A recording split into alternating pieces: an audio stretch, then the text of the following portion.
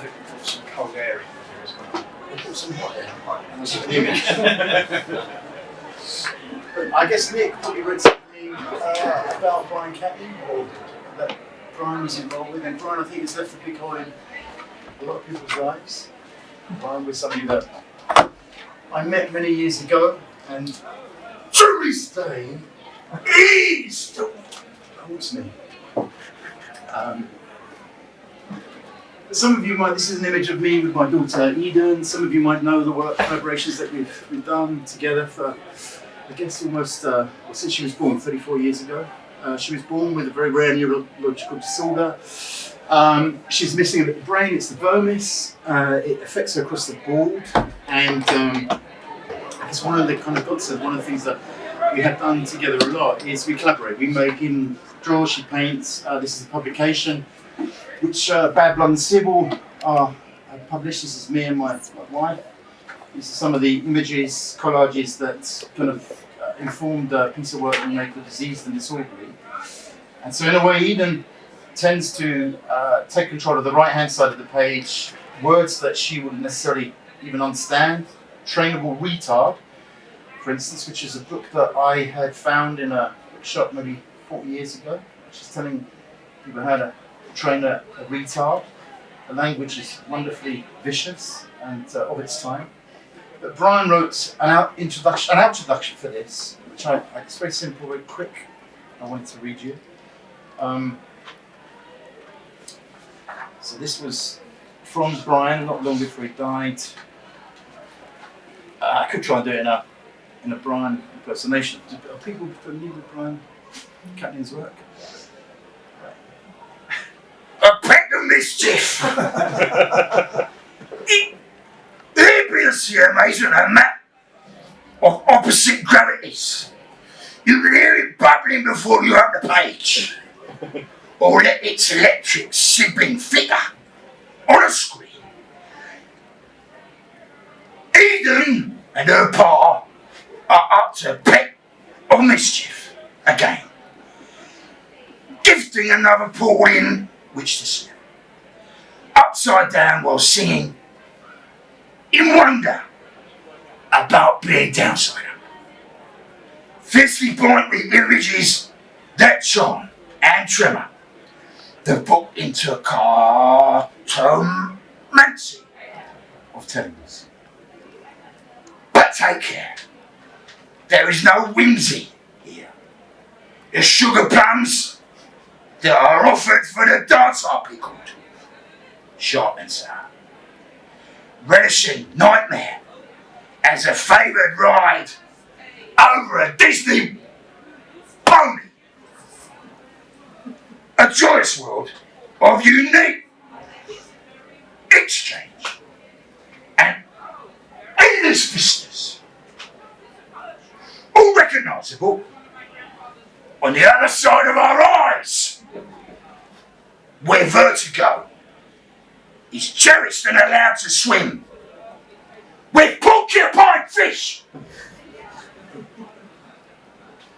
made out of handbags. And all the voices are echoing signatures of different waking, where mermaids with walking frames capture pictures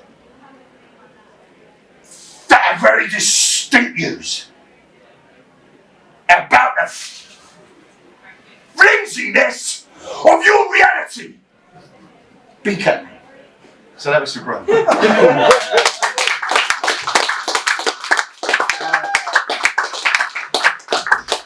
Thank you, Brian. And this is not actually one of my publications. This is from a publication from Prototype, and it's a beautiful publication. It's come out. Some of you might be familiar. They have a store here. Yeah. But I contributed something which is called "Prick Me with Your Calamity and Win Me with Your Familiarity," and it's by Eden. This is her image of a wall. Myself, so there's quite a few collages, black and white, that litter the writing. And this is really just the context. It's a couple of pages that I want to read for Brian and also Eden. Off we go again then. Cabin doors to manual, diary entry, 7th of April 1988. Layla induced last night at 54 centimetres. 11:45 p.m. a baby girl was born, emergency caesarean section. Delivered by Dr. Fish, 8 pounds 10 ounces. Food pumped directly into her stomach. Doctors concerned that baby is not behaving normally. A year later, a church step somewhere in the French Pyrenees, medieval, archival.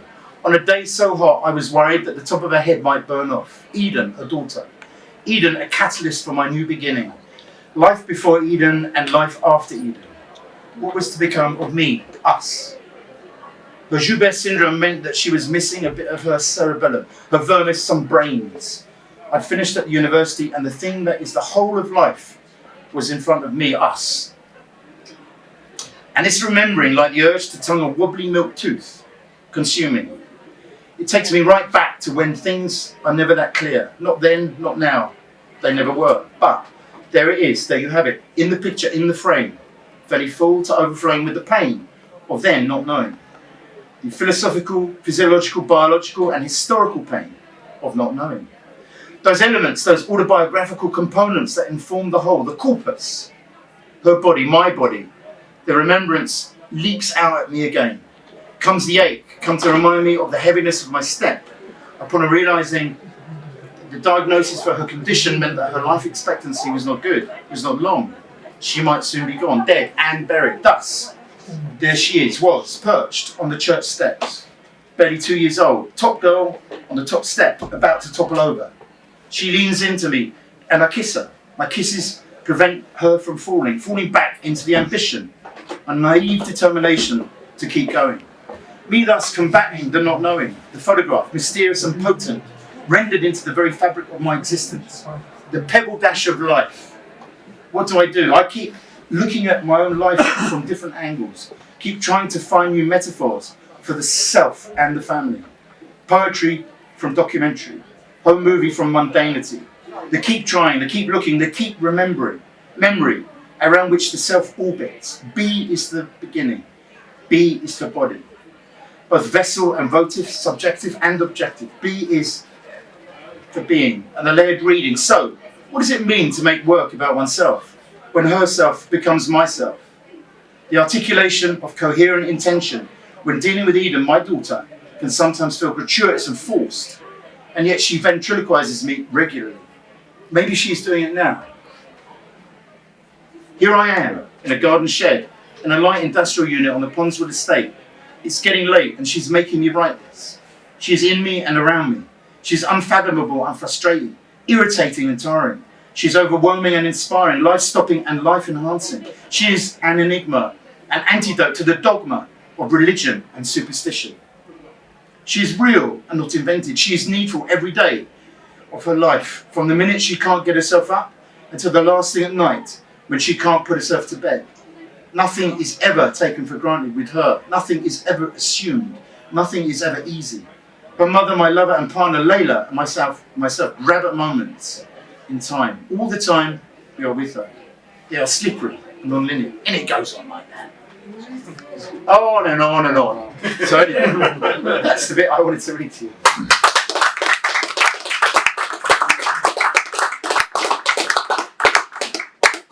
Thank you. I'm conscious Nick tasked you with adding to our tallies of varieties. We're coming in here and sharing things that we've not encountered in the run-up to this moment. So I'd like to thank you very particularly for... I thought he was going to tell you that I owed money because debt is something that you've also added. But performance, mischief, volume, but I think most pertinently and movingly collaboration and the role for that. And so there is now a huge list of things that you've elaborated on. Thank you very much. Thank you. Thank you very much.